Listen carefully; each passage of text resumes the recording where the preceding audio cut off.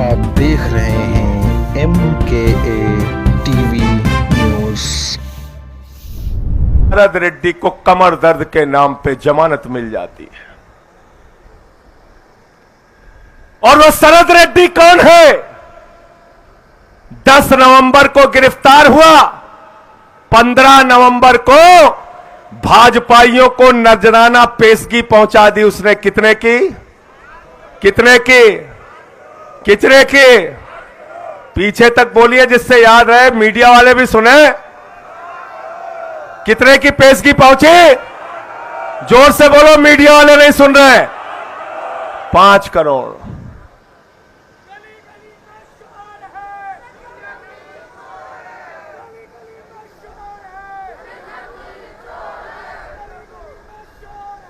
BJP चोर है, BJP चोर है। बैठ जाओ।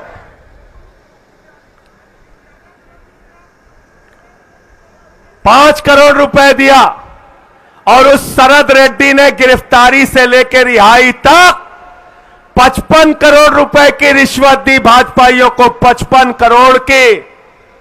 ईडी वाले कह रहे हैं शराब घोटाला, शराब घोटाला, शराब घोटाला।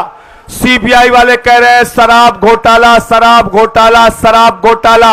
इनकम टैक्स वाले कह रहे हैं शराब घोटाला, शराब घोटाला, शराब घोटाला। अरे शराब घोटाला तो खुल गया, तुम्हारे माई बाप भारतीय जनता पार्टी वालों ने शराब घोटाला किया है। किया है कि नहीं किया? बताओ, किया है कि नहीं किया? किया है ना शराब घोटाला? शराब घोटाला किया है भारतीय जनता पार्टी वालों ने। मैं इस मंच से कहना चाहता हूं एलजी साहब से, एलजी साहब, अगर आपको अपने पद की जरा सी भी नैतिकता है, भारत के संविधान में जरा सा भी भरोसा है, तो आज ही चिट्ठी लिखो, सीबीआई की जांच कराओ, ईडी की जांच कराओ, इनकम टैक्स की जांच कराओ। भारतीय जनता पार्टी के नेताओं का कॉलर पकड़ के उनको जेल में डालने का काम करो। शराब घोटाला उन्होंने किया है। गलत तो नहीं कह रहा हूं? गलत तो नहीं कह रहा हूं? आतिशी जी, शराब घोटाला, खुला हुआ शराब घोटाला, भाजपा के नाम का शराब घोटाला, उसमें एलजी साहब चिट्ठी क्यों नहीं लिखते? क्यों नहीं लिखते? मैं अपने सभी मंत्रियों से, विधायकों से अनुरोध करूंगा कि बीजेपी के शराब घोटाले पर जांच के लिए ये 55 करोड़ की मनी ट्रेल जो मिली है, इस पर बीजेपी के नेताओं से पूछताछ की जाए, गिरफ्तारी की जाए। इसकी मांग देश की सरकार से, एलजी से, राष्ट्रपति से हम सबको मिलकर करनी चाहिए। गोपाल भाई, गलत कह रहा हूं? बिल्कुल होनी चाहिए। इनकी गिरफ्तारी करो, जेल में डालो।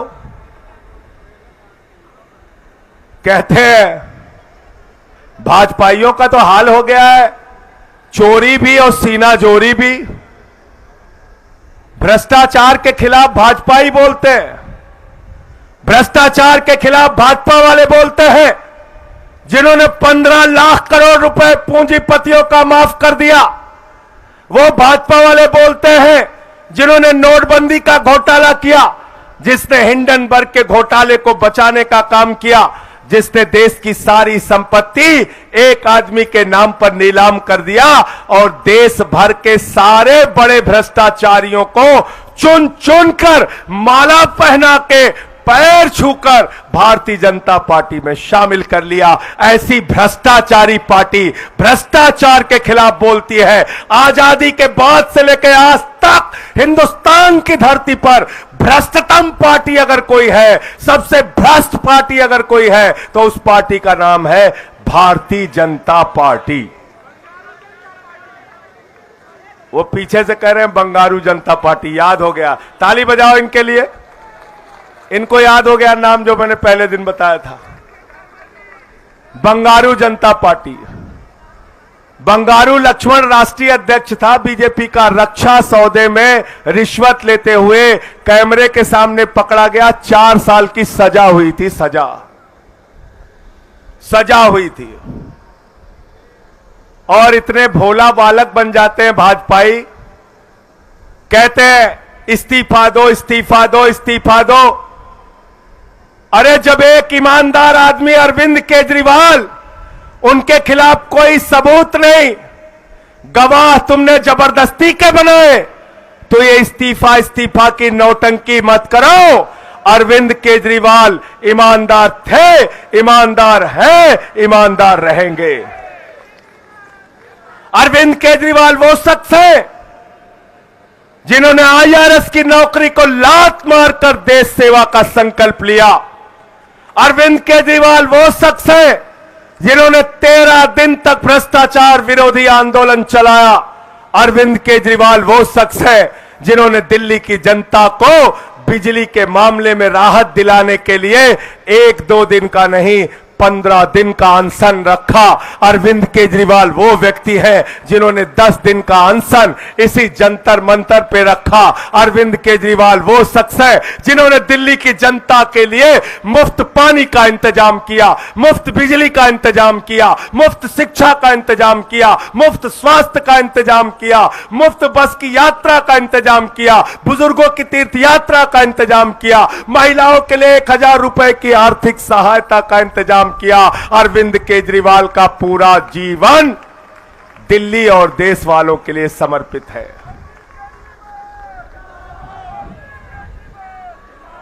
और ऐसे आदमी को आप पकड़ के जेल में डाल दिए। अफसोस होता है, तकलीफ होती है, पीड़ा होती है कि आपने ऐसे शख्स को पकड़ के जेल में डाल दिया। मैं जेल से छूटने के बाद भाभी से मिलने गया था। पहली बार उनकी आंख में आंसू दिखे। मैं आम आदमी पार्टी के कार्यकर्ताओं से कहना चाहता हूं, उस आंसू का बदला आपको लेना है। मैं आपसे कहना चाहता हूं, दिल्ली के लोगों के बीच में जाओ, देश के लोगों के बीच में जाओ, उस आंसू का बदला आपको लेना है। ये 400 पार के नौटंकी के नारों के चक्कर में मत पड़ो, इसका कोई हकीकत नहीं है। मीडिया वाले कह रहे थे मोदी जी ने 400 पार का नारा दिया। हमने कहा सिर्फ 400 पार का नारा क्यों नहीं 600 पार का नारा दिया। भाजपा वाले 600 पार का भी नारा दे सकते हैं। भाजपा वाला कह सकते हैं कुछ सीट पाकिस्तान से आएगी, कुछ बांग्लादेश से आएगी, कुछ श्रीलंका से आएगी, कुछ अफगानिस्तान से आएगी। तो 700 पार का भी नारा दे सकते हैं। क्या नारा दिया था दिल्ली में? गोपाल जी याद है आपको? 45 पार। कितना नारा दिया था बीजेपी वालों ने? कितना दिया था? आई कितनी? चलो भाई ये सब नहीं बोलूंगा। ये कह रहे हैं आई तड़ी पार। 8 सीट आई, 8 सीट, 8 सीट आई, 8 सीट। बंगाल में कितना नारा दिया था? 200 पार। कितना नारा दिया था? 200 पार। कितना नारा दिया था? आई कितनी? 1/4। 50-55 सीट आई। हरियाणा में कितना नारा दिया था? कितना नारा दिया था? 75 पार। आई कितनी? 40 सीट। मेघालय या मिजोरम कौन सा अभी मुझे चुनाव बता रहे थे, वहां नारा दिया था 21 पार, वहां आई 1 सीट। कितनी आई? 1 सीट। जब 21 पार का नारा देते हो आती है 21, 1। जब 200 पार का नारा देते हो आती है 50। जब 45 पार का नारा देते हो आता है 8। तो जब 400 पार का नारा दे रहे हो तो आएगी 4। थोड़ा कम बोल रहे हो तुम लोग, इतने 4 थोड़ा है। 40 तोमर जी कह रहे हैं 40 आएगी। 40 मान लें। चलो बहुत ताकत लगाएंगे, 100 आ जाएगी। इन जुमलों में मत फंसना, इन जुमलों के चक्कर में मत फंसना, मैं आपसे कहना चाहता हूं। बैठ जाओ, बैठ जाओ। और एक चीज बताओ, इतने दिन से मीडिया वाले पत्रकारिता का कवरेज कर रहे बहुत सारे नेताओं को इन्होंने देखा है। रामनिवास गोयल जी हमारे बड़े वरिष्ठ नेता है, इन्होंने भी बहुत सारे नेताओं को देखा है। रामनिवास जी जरा मुझे बताइए, हिंदुस्तान का कोई नेता अगर 400 पार सीट का नारा देकर उसके मन में विश्वास है कि 400 सीट आएगी, तो कभी वो मुख्यमंत्री को गिरफ्तार करेगा क्या? करेगा क्या? करेगा क्या? कभी वो कांग्रेस पार्टी का खाता सीज करेगा क्या? कभी वो झारखंड के मुख्यमंत्री को गिरफ्तार करेगा क्या? भैया 400 पार का जिसका नारा होता है और उसको यकीन होता है कि हमारी सरकार बन रही है, वो ऐसे हथकंडे नहीं अपनाता। इसलिए मोदी जी हार रहे हैं और 2024 में वापस जा रहे हैं।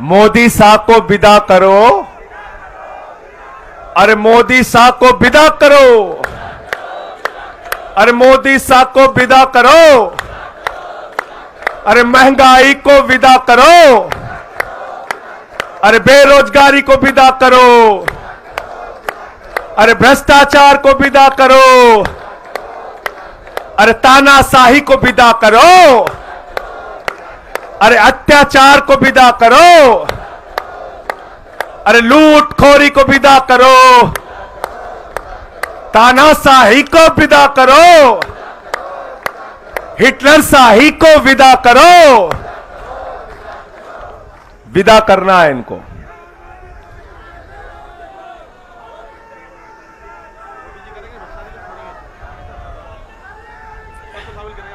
ये तोमर जी याद दिला दिया कुछ इन्होंने, जो जो भूलता जाऊं याद कराते जाइएगा। भाजपा ये कह रहे हैं हम भ्रष्टाचार के खिलाफ लड़ाई लड़ रहे हैं। मोदी जी ने कहा है हमारी गारंटी है, ये मोदी की गारंटी है, एक भी भ्रष्टाचारी को नहीं छोड़ूंगा, इसकी गारंटी है। पूरब से लेके पश्चिम तक, उत्तर से लेके दक्षिण तक, एक एक भ्रष्टाचारी को बीजेपी में शामिल करूंगा, ये मोदी की गारंटी है। क्यों मुकेश गोयल जी, गारंटी है नहीं है?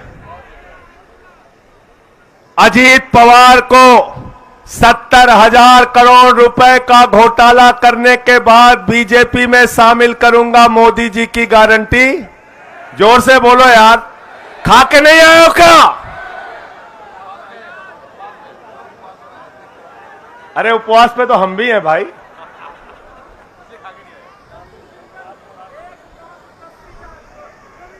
ये 11 बजे से उपवास पे है ना, सवेरे तो नाश्ता किए होंगे, नहीं किए? पूरा उपवास है ना?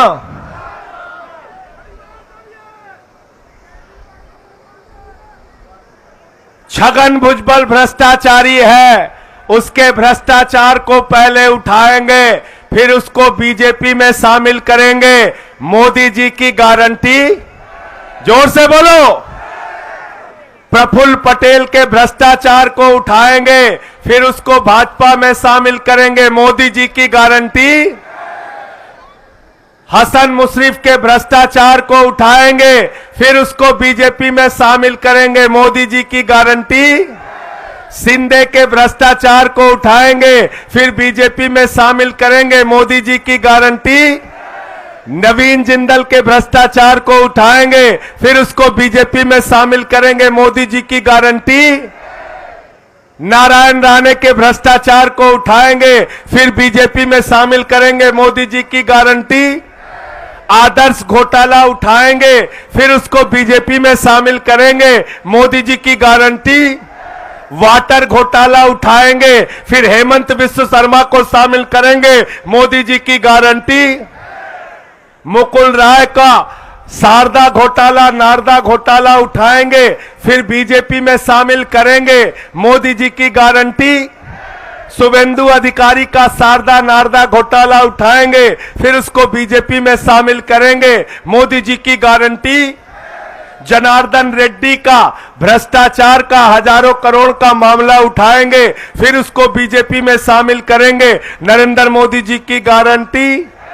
तो ये मोदी की गारंटी, मोदी की गारंटी, एक एक भ्रष्टाचारी को बीजेपी में शामिल करने की गारंटी, गारंटी। मधु कोड़ा के भ्रष्टाचार को, यार नाम याद दिला रहे यार, बड़े हिम्मत, वाह भाई वाह, ऐसे कार्यकर्ता होने चाहिए। देखो अपडेट रखते हैं। मधु कोड़ा के भ्रष्टाचार को उठाएंगे, गीता कोड़ा के भ्रष्टाचार को उठाएंगे, फिर उसको बीजेपी में शामिल करेंगे, मोदी जी की गारंटी। सीता सोरेन के भ्रष्टाचार को उठाएंगे, फिर उसको बीजेपी में शामिल करेंगे, मोदी जी की गारंटी। तपस राय के भ्रष्टाचार को उठाएंगे, फिर उसको बीजेपी में शामिल करेंगे, मोदी जी की गारंटी। छगन भुजबल के भ्रष्टाचार को उठाएंगे, फिर उसको बीजेपी में शामिल करेंगे, मोदी जी की गारंटी। अच्छा, छगन भुजबल भूल गया था क्या मैं? इतने भ्रष्टाचारी है, नाम भूल जाता है। प्रफुल्ल पटेल के भ्रष्टाचार को उठाएंगे, फिर उसको बीजेपी में शामिल करेंगे, मोदी जी की गारंटी।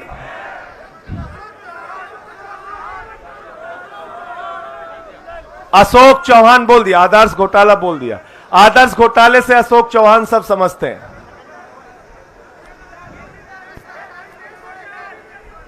मीडिया वाले मुझसे उस दिन काफी नाराज हो गए थे, बोले संजय सिंह जी आप कभी कभी बड़ा सख्त बोल जाते हैं। मैंने कहा क्या? कहने लगे आपने कह दिया भ्रष्टाचार के खिलाफ भाजपाई बोलते हैं तो लगता है ओसामा बिन लादेन अहिंसा पे उपदेश दे रहा है। अच्छा एक चीज बताओ, इतने सारे भ्रष्टाचारियों को अपनी पार्टी में शामिल करने वाली पार्टी को हिंदुस्तान की भ्रष्ट पार्टी कहा जाएगा कि नहीं कहा जाएगा?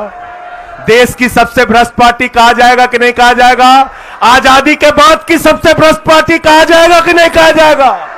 तो जब ये पार्टी भ्रष्टाचार के खिलाफ बोलती है तो ऐसा लगता है ओसामा बिन लादेन और डाकू गब्बर सिंह अहिंसा पे उपदेश दे रहे हैं। गलत तो नहीं कहा? गलत तो नहीं कहा?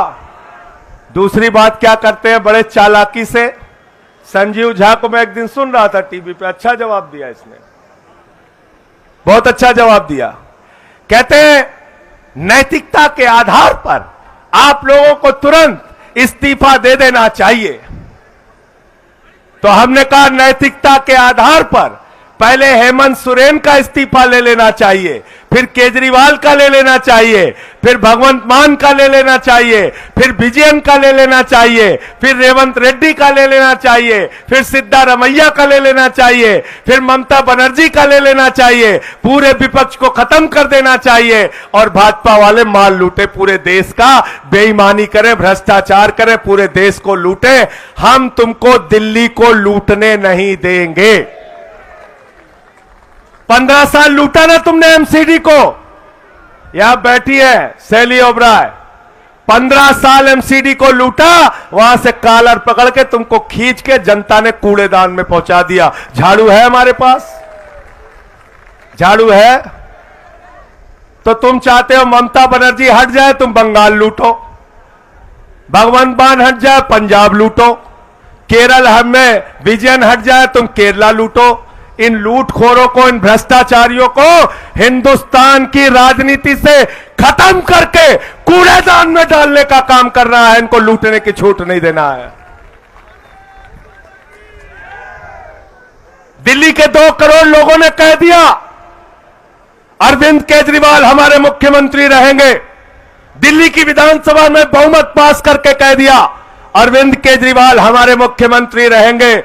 देश के लोगों ने कह दिया अरविंद केजरीवाल को ही मुख्यमंत्री रहना चाहिए। तो अरविंद केजरीवाल मुख्यमंत्री थे, हैं और रहेंगे। और हमसे मीडिया वाले कह रहे थे विनय सक्सेना जी ने कहा है, एलजी साहब ने कहा है, हम जेल से सरकार नहीं चलने देंगे। तो मैंने कहा हिंदुस्तान का संविधान बाबा साहब डॉक्टर भीमराव अंबेडकर ने लिखा है, किसी नरेंद्र मोदी और विनय सक्सेना ने नहीं लिखा, याद रखना।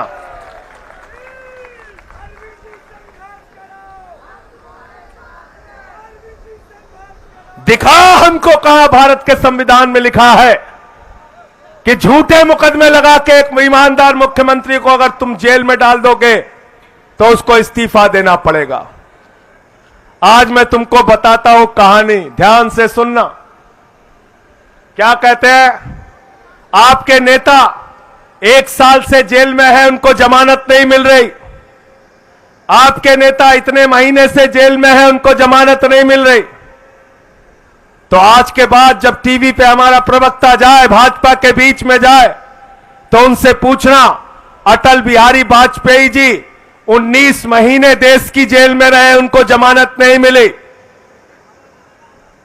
लाल कृष्ण आडवाणी जी 19 महीने देश की जेल में रहे, उनको जमानत नहीं मिली। रविशंकर प्रसाद जी 19 महीने देश की जेल में रहे, उनको जमानत नहीं मिली। अरुण जेटली जी 19 महीने देश की जेल में रहे, उनको जमानत नहीं मिली।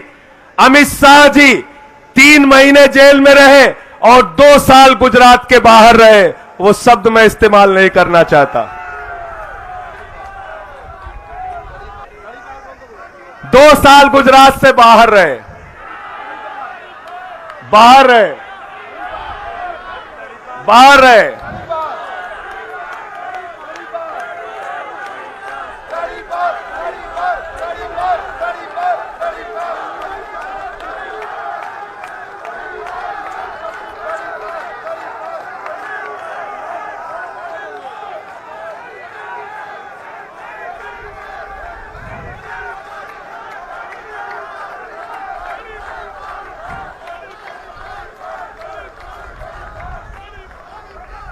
रहे कि नहीं रहे?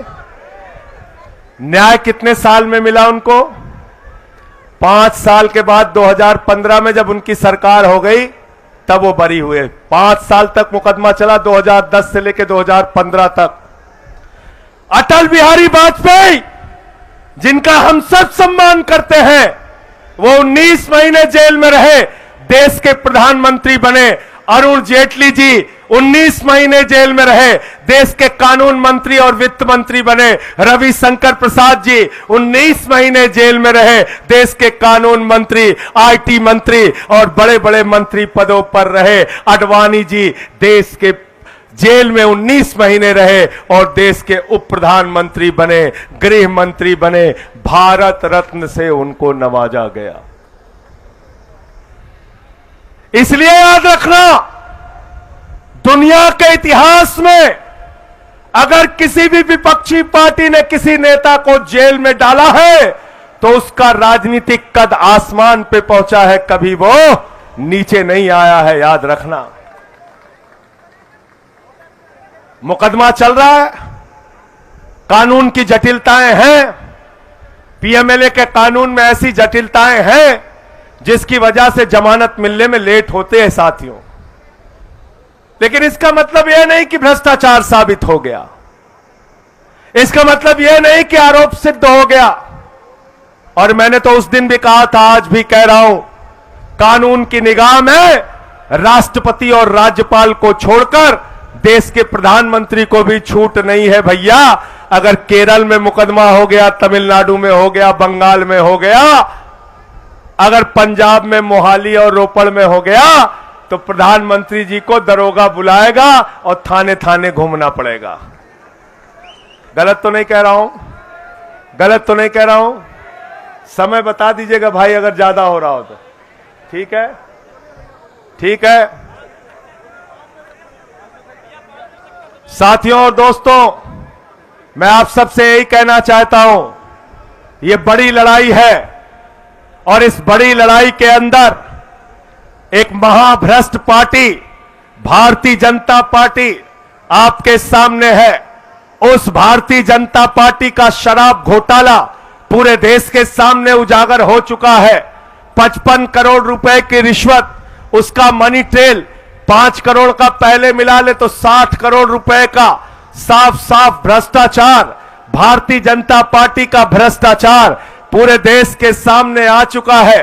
भ्रष्टाचारियों को चुन चुनकर अपने पार्टी में शामिल करने का मामला पूरे देश के सामने आ चुका है। अग्निवीर जैसी योजना हो, महंगाई हो, पूंजीपतियों का 15 लाख करोड़ रुपए माफ करना हो, या 750 किसानों की शहादत हो, या हिंदुस्तान के लोकप्रिय मुख्यमंत्री अरविंद केजरीवाल की गिरफ्तारी का मामला हो, एक एक चीज का बदला इनसे लेना है, एक एक चीज का हिसाब इनसे लेना है। और अगर हिसाब लेना चाहते हो तो 4 गुना ताकत से काम करना, लोगों के बीच में जाना और सच्चाई बताना, लोगों के बीच में जाकर 2024 में इस सरकार को उखाड़ कर फेंकना है, इस संकल्प को मजबूत करना, जाना और बताना किस तरह से आपके नेता अरविंद केजरीवाल को फंसाया गया है, कैसे उनके ऊपर झूठे मुकदमे लगाए गए हैं। 20,000 पन्ने तो छिपा के रखे हैं ईडी ने, 20,000 पन्ने। उस 20,000 पन्ने की सच्चाई क्या है वो आने वाले दिनों में कोर्ट के सामने आएगी और दूध का दूध पानी का पानी हो जाएगा। अरविंद केजरीवाल, मनीष सिसोदिया, सत्येंद्र जैन छूटेंगे, जेल के ताले टूटेंगे, जेल के ताले टूटेंगे, जेल के ताले टूटेंगे, अरे जेल के ताले टूटेंगे, अरे जेल के ताले टूटेंगे, अरे जेल के ताले टूटेंगे। अरे हिटलर शाही मुर्दाबाद, अरे मोदी शाही मुर्दाबाद, अरे तानाशाही मुर्दाबाद। हर जोर जुल्म के टक्कर में, हर जोर जुल्म के टक्कर में, हर जोर जुल्म के टक्कर में, और जो हमसे टकराएगा, और जो हमसे टकराएगा, और जो हमसे टकराएगा, आम आदमी जिंदाबाद, केजरीवाल जिंदाबाद, हमारे साथी जिंदाबाद, हमारे साथी जिंदाबाद, हमारे कार्यकर्ता जिंदाबाद, आम आदमी जिंदाबाद, अरे आम आदमी जिंदाबाद। अरे जेल के ताले टूटेंगे, जेल के ताले टूटेंगे, लड़ेंगे, लड़ेंगे, लड़ेंगे, लड़ेंगे, लड़ेंगे, अरे लड़ेंगे, अरे लड़ेंगे, अरे लड़ेंगे, लड़ेंगे।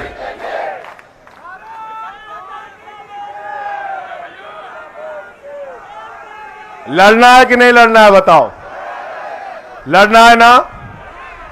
लड़ना है ना? भाजपा ये कल से फैला रहे संजय सिंह जेल में रहे, उनका वजन बढ़ गया। हमने कहा हमारी तारीफ कर रहे हो कि बुराई कर रहे हो तुम लोग? कभी कभी गलती से तारीफ करने लगते हैं भाजपाई। साथियों और दोस्त, कौन सा घोटाला रह गया?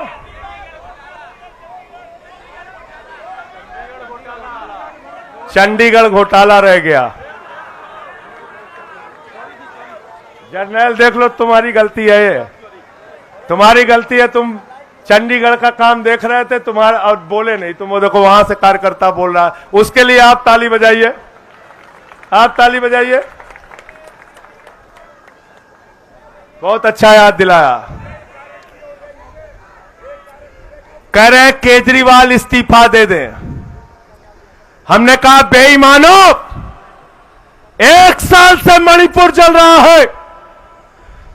कारगिल के योद्धा, भारत माता के लिए लड़ने वाले जवान की पत्नी को निवस्त करके मणिपुर में घुमाया गया।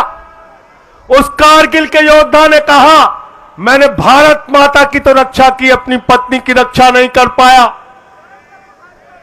महिलाओं को निवस्त करके घुमाया गया मणिपुर में, दंगे हुए, फसाद हुए, हजारों लोगों की जान गई। मणिपुर को जलाने वाले मुख्यमंत्री को भाजपा के लोग अपने कंधे पर बिठा के माला पहना के घुमाते हैं। केजरीवाल जैसे ईमानदार मुख्यमंत्री से इस्तीफा मांगते हैं। शर्म आनी चाहिए इन बेईमानों को। अजय मिश्रा टेनी, जिसका बेटा 4 किसानों को जीप से कुचल के मार देता है, वो देश का गृह राज्य मंत्री है, वो देश का गृह राज्य मंत्री बना रहता है और केजरीवाल से इस्तीफा मांगते हो। इसी जंतर मंतर पे हमारी पहलवान बेटियों को घसीट घसीट के मारा गया, उनको न्याय नहीं मिलता, उनके लिए प्रधानमंत्री एक शब्द नहीं बोलते, हमसे इस्तीफा मांगते हो। अरे हमने इस देश के लिए अपना खून और पसीना बहाया है। अरविंद केजरीवाल ने अपना खून और पसीना बहाया है। हम इस्तीफा नहीं देंगे, तुमसे लड़ाई लड़ने का काम करेंगे, लड़ाई लड़ने का। तुम ऐसे ही अगर सरकारों को गिराते रहे। धन्यवाद देना चाहूंगा देश के मुख्य न्यायाधीश को। चंडीगढ़ में हम जीत रहे थे, हमें हरा दिया, कैमरे ने पकड़ लिया, चीफ जस्टिस ने अदालत में पकड़ लिया। वोट जो हमारे पक्ष में पड़ा, उसको भाजपा वाला पेन से मिटा रहा था। जब 36 वोट में 25% की बेईमानी कर सकते हो, तो चाहे चुनाव हो, चाहे राजनीति हो, हर मामले में सबसे भ्रष्ट पार्टी का नाम क्या है? यही तुम लोग कमी कर रहे थे। मैं जेल से जब देख रहा था ना, तो यही बताने में थोड़ा थोड़ा कमी रह गई। अब कमी मत करना। अब कमी तो नहीं करोगे? अब सब कुछ बता दिया मैंने, ये सबको बताना। सबसे भ्रष्ट पार्टी का नाम क्या है? बंगारू जनता पार्टी। बंगारू जनता पार्टी। अब चंडीगढ़ याद दिला दिया तो और याद दिला देता हूं। अरुणाचल की सरकार किसने गिराई? भारतीय जनता पार्टी। वो कह रहे बंगारू जनता पार्टी। उत्तराखंड की सरकार किसने गिराई? कर्नाटक की सरकार किसने गिराई? गोवा में जोड़ तोड़ के करे सरकार किसने बनाई? महाराष्ट्र में सरकार किसने गिराई? मध्य प्रदेश में सरकार किसने गिराई? है?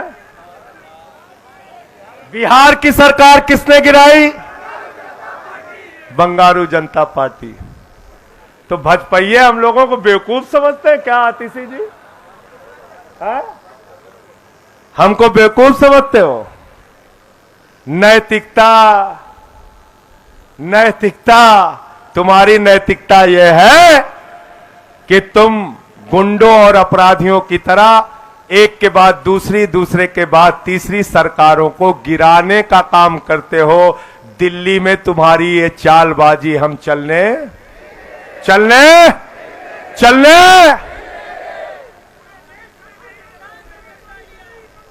पंजाब में तुम्हारी ये चालबाजी हम चलने, जहां 2 सरकारें वहां तो बिल्कुल नहीं चलने देंगे। और पूरे देश में जहां जहां नौटंकी करोगे, हम तुम्हारे खिलाफ लड़ेंगे। अंत में एक वादा आपसे लेकर अपनी बात को खत्म करूंगा, और पीछे तक हाथ उठना चाहिए। जहां 23 सीट पर आम आदमी पार्टी चुनाव लड़ रही है, तन मन धन से चुनाव तक दिन रात उन इलाकों में जाकर मेहनत करोगे कि नहीं करोगे? करोगे कि नहीं करोगे? पार्टी को जिताने का काम करोगे कि नहीं करोगे? पूरे देश में जहां जहां इंडिया गठबंधन लड़ रहा है, चाहे वो कांग्रेस पार्टी का हो, समाजवादी पार्टी का हो, जो भी इंडिया गठबंधन की पार्टियां हैं, जहां जहां इंडिया गठबंधन का कैंडिडेट लड़ रहा है, आम आदमी पार्टी का कैंडिडेट नहीं है, वहां भी 4 गुना ज्यादा मेहनत से दिन रात मेहनत करके उन इंडिया गठबंधन के प्रत्याशियों को जिताने का काम करोगे कि नहीं करोगे? पीछे से बोलिए, जोर से, जोर से। इंडिया गठबंधन की सरकार 2024 में बनाना है और इन बेईमानों को देश की सत्ता से। अंतिम एक बात याद रखना, मैंने वहां भी कहा था, आज भी कह रहा हूं, केजरीवाल जीतेंगे, इंडिया गठबंधन जीतेगा तो आपके बच्चों को अच्छी शिक्षा मिलेगी, उनके चेहरे पर मुस्कान होगी, अच्छे अस्पताल बनेंगे, स्कूल बनेंगे, माताओं बहनों के लिए राहत मिलेगी। और अगर भाजपा ही जीत गए तो क्या देंगे आपको? क्या देंगे? नीरज याद है क्या देंगे आपको? क्या देंगे? यूपी क्या देंगे? भूल गए, भूल गए आप लोग। बताएं क्या देंगे? चलो बता देते हैं। हमारे 4 लोकसभा के प्रत्याशी भी यहां पे हैं। मैं चाहूंगा पहले उनका परिचय करा दूं। महाबल मिश्रा जी हैं, कुलदीप भाई हैं हमारे, सोमनाथ भारती जी, सोमनाथ भारती जी है, सही राम पहलवान जी, सही राम जी। इन सारे साथियों के लिए ताली बजाइए और इनको जिताने के लिए जुट जाइएगा आज ही से। अगर केजरीवाल जी के सच्चे सिपाही हो तो ये 4 की 4 ये सीट और 3 जो कांग्रेस के खाते में गई है वो 7 की 7 सीटें आम आदमी पार्टी को जीतना है, कांग्रेस को जीतना है, इंडिया गठबंधन को जीतना है दिल्ली में, और जैसा मैंने बताया देश में वैसे ही काम करना है।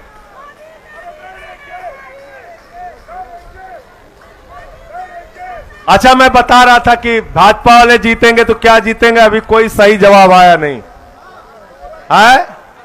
मैं बता रहा हूं, मैं बता रहा हूं। अरविंद केजरीवाल जी, हाँ क्या बताओ? नहीं, अभी सही जवाब आया नहीं। मैं दे रहा हूं।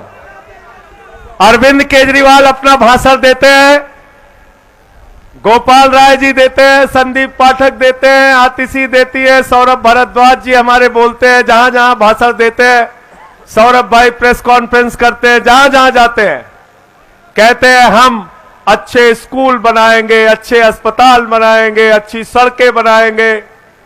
सौरभ भाई कहां है? आप अस्पताल बनाने के काम में लगे हैं ना, आपको पता ही नहीं मोदी जी क्या बना रहे हैं। उत्तर प्रदेश में गए हमारे यहां मोदी जी, केजरीवाल कहते हैं हमको जिता दो, स्कूल बनाएंगे, अस्पताल बनाएंगे, स्कूल बनाएंगे, अस्पताल बनाएंगे। मोदी जी एक सभा में गए, उन्होंने कहा भाइयों और बहनों, अगर गांव-गांव में कब्रिस्तान होता है तो शमशान होना चाहिए कि नहीं होना चाहिए? क्या बोले थे? शमशान होना चाहिए कि नहीं होना चाहिए? अरे इतने अब शकुनी लोग हैं ये लोग। उसी के बाद कोरोना की महामारी आ गई, गांव-गांव में शमशान बन गया, गांव-गांव में शमशान बन गया। केजरीवाल को जिताओगे तो स्कूल पाओगे, आम आदमी पार्टी को जिताओगे तो स्कूल पाओगे, हमारे नेताओं को जिताओगे तो स्कूल पाओगे, अस्पताल पाओगे, सड़कें पाओगे, बुजुर्गों की तीर्थ यात्रा पाओगे, महिलाओं को आर्थिक सहायता पाओगे, हमारे पार्टी को जिताओगे तो तरक्की पाओगे, और अगर बीजेपी वालों को जिताओगे तो गांव-गांव में शमशान पाओगे। गलत तो नहीं कह रहा हूं? गलत तो नहीं कह रहा हूं? इसलिए इंडिया गठबंधन को जिताना है, आम आदमी पार्टी को जिताना है। अंत में एक बार फिर से वही नारा, जेल के ताले टूटेंगे,